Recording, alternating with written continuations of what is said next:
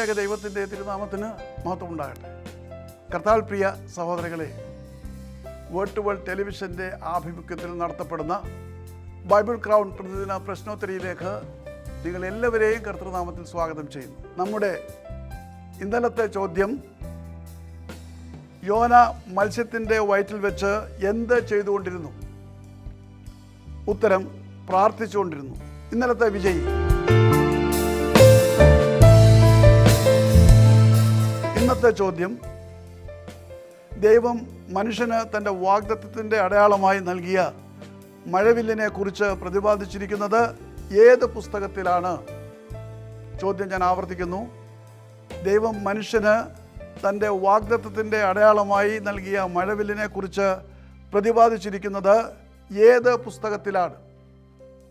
ഉത്തരം വേഗം അറിയിക്കുക, സമ്മാനം നേടുക. ദൈവം നമ്മെ അനുഗ്രഹിക്കട്ടെ. താഴെ കൊടുത്തിരിക്കുന്ന വാട്സാപ്പ് നമ്പറിൽ നിങ്ങളുടെ ഉത്തരങ്ങൾ അയയ്ക്കുക.